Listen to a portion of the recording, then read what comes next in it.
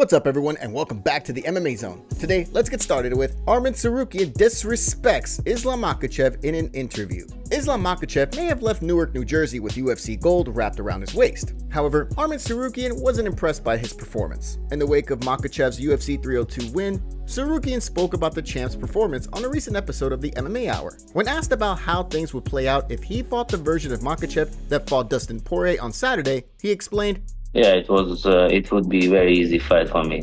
I mean, I could over wrestle him that fight as well because he got tired. You think? But like when you're tired, you can do so. Right. And even if you have the best skills in the world, so if you're tired, you're done."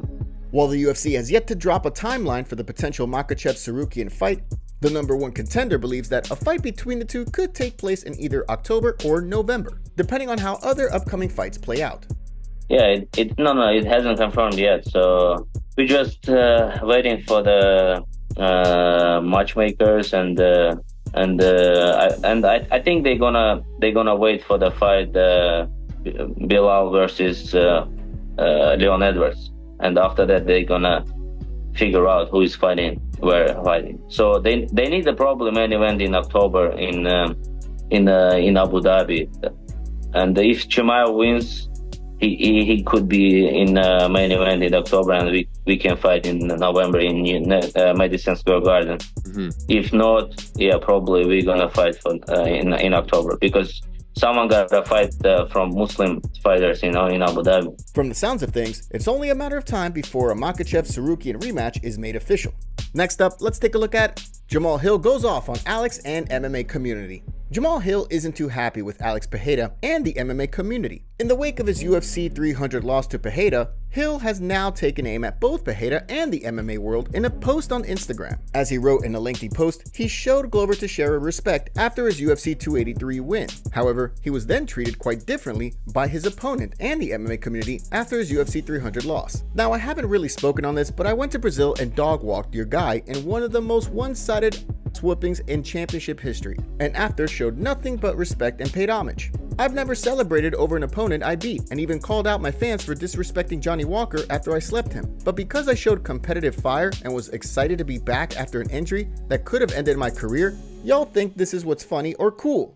Alex Poatan Pereira, you really set up a punch you couldn't get to without a weird confusing moment, and did some weak-ish, but it's okay because you will fight me again, and my eyes won't leave you until you're as stiff as Izzy left you in Miami.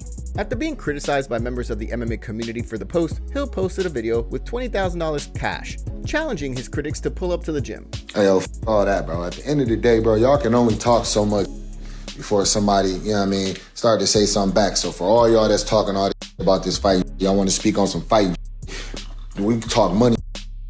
20 bands, pull up to the gym. Anybody all y'all that's talking on these posts and all of these, talking this and that, I got 20 bands. Pull up to the gym, bro. Come get paid. I know y'all broke and need it. Alex Pereira responded to Jamahal Hill on Instagram saying, "You reap what you sow, Chama." Jamahal Hill replied saying, "Yeah, remember that next time you across from me." So far, it's unclear whether or not any fans have taken Hill up on his offer. Next up, let's take a look at huge update on Conor McGregor situation. After the press conference in Ireland was cancelled for the UFC 303 McGregor vs. Chandler fight, there was concern among the MMA community that the fight may be off. While the UFC had not made any official announcements, Ariel Helwani reported that the promotion had sent out feelers to see about possible replacement bouts and opponents. That, combined with reports that Michael Chandler had allegedly left camp to head back to Tennessee to be with his family, created quite a bit of uncertainty surrounding the bout. On Wednesday, Ariel Helwani gave an update on the situation while speaking on the MMA Hour.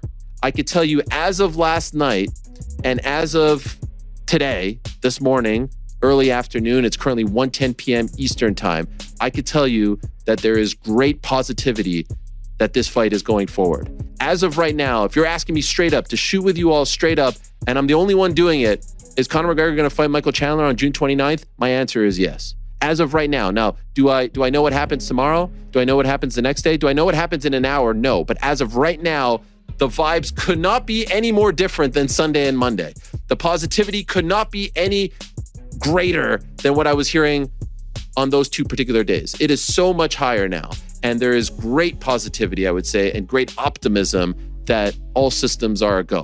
In addition to Helwani's optimistic update, the T-Mobile Arena is also advertising the McGregor-Chandler bout, giving fans confidence that there hasn't been any behind-the-scenes cancellation, given that if there was, the arena would be among the first to know. Helwani reacted to the latest tweet from T-Mobile Arena, simply sharing a nose emoji.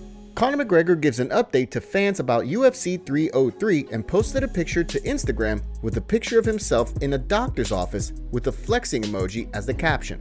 The MMA community is speculating, and one doctor posted a possible reason for the cancellation, saying, "Here's what I think happened. Some fluky injury over the weekend and Conor was using crutches / boot / sling until he could get in to have it checked out. Can't show up to a press conference in a sling or boot, etc., so they cancel it. He then gets checked out properly and fears are lessened that it was just a scare and all is good." With the situation now cleared up, it seems as though all systems are a go for June 29th in Las Vegas. Next, let's take a look at Luke Rockhold and Sean Strickland go back and forth. In the wake of his recent win over Paulo Costa, Sean Strickland has made it clear that he has no plans of accepting a fight unless it's for the UFC title. Despite that, Strickland could find himself involved in a scrap with Luke Rockhold behind closed doors in the near future. During a recent appearance on the Jackson podcast, Rockhold took aim at Strickland, revealing that he would return to the UFC if it meant having a chance to fight the former champion. Wow. Press conference might be better than the fight. Fuck, I hate that guy. He's just like, you know, I know a lot of people look at me and they just hate me. I see this kid's face every time I see him. It's just disgusting. Sean Strickland. You don't like his face? He's a fake little. What's wrong with his face? Doesn't even know who he is. I don't think he believes what he's saying these days. He's just spouting off, trying to like. Hey, Dana gives me that hall pass. I'll come in. I will step on that kid's face. Strickland was quick to fire back on social media, writing, "Couple things. I sparred you one round, you up, and you snuck away like a. This was witnessed. Also, we were scheduled to fight. I said, hell yeah, that's an easy paycheck. And you pulled out a few weeks out. Extreme? I'll F you up for fun, lol." In a follow-up video, Strickland took aim at Rockhold again, threatening to slap him if they ever ran into one another at the Ruka gym. You just can't live in a radius of me and run your mouth and not expect for me to hit you in the face. We don't need to fight, that's fine. But I'm going to run into you at Ruka. I'm going to see you in the parking lot. I'm going to walk up to you and smack you in the face. And you seem like the kind of that runs his mouth and gets hit and then calls the cops. But you're such a smug, cocky mother that I would probably take a misdemeanor charge, just fucking smack you and watch your head bounce off the ground. When a member of the MMA community joked that they wish they could be a fly on the wall at Extreme Couture for a potential run-in, Strickland responded, writing, "Well, you couldn't pay him to show up. The UFC tried, lol." So far, no response yet from Rockhold. However, he recently competed at Karate Combat, knocking out Joe Schilling before then calling out Lyoto Machida. Given that, it seems unlikely that he will return to the octagon in the near future.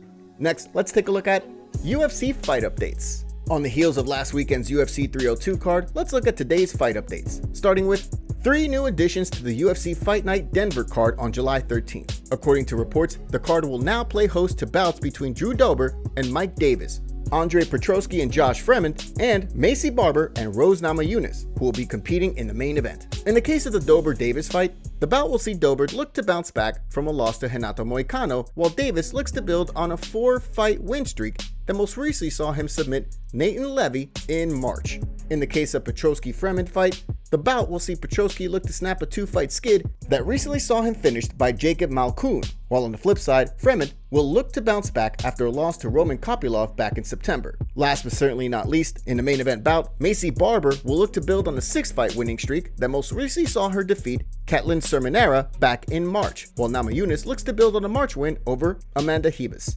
The following month, 2 new fights have been added to the UFC Abu Dhabi card on August 3rd, with Azat Maksum set to fight CJ Vergara and Victoria Dudakova set to fight Sam Hughes.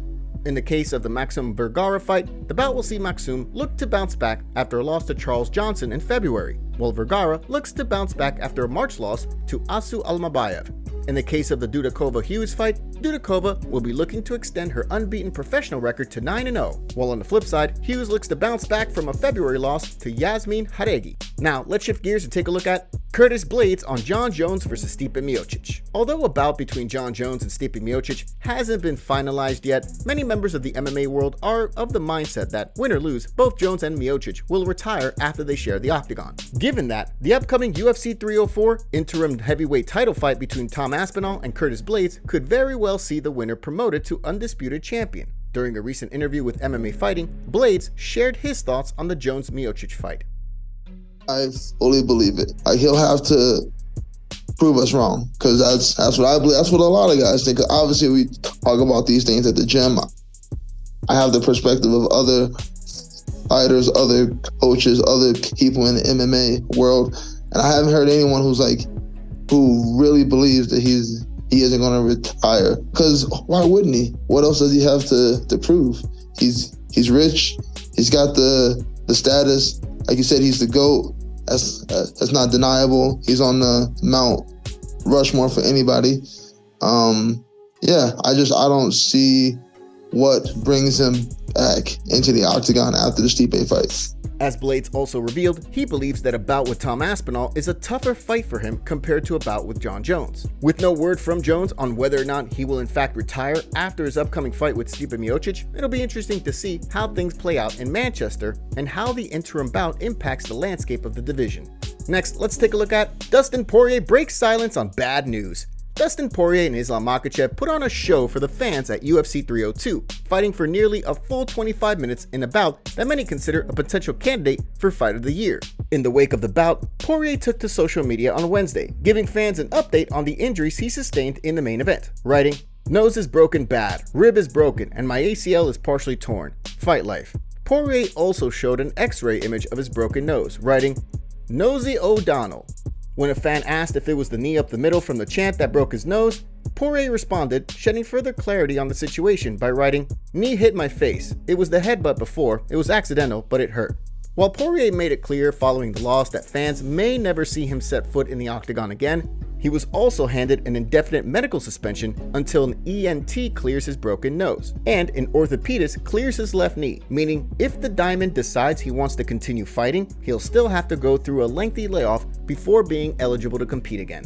Islam Makhachev sends a warning to Arman Tsarukyan. In a recent interview, Islam said, "Arman is just chatting. He tries to fight but cannot attract attention to himself. He is trying to somehow attract attention to himself with words. He already had a chance. I beat him once. I think we'll have to beat him a second time." Top comments. Tsarukyan better deliver with the way he's been talking. Arman should just shut the F up and train. Dustin fought his heart out, bro. I hope Islam sleeps this dude. Arman is talking like he didn't get tired after 3 rounds with Makhachev. We all knew Conor wouldn't make it to the fight. The guy can't stay off the coke.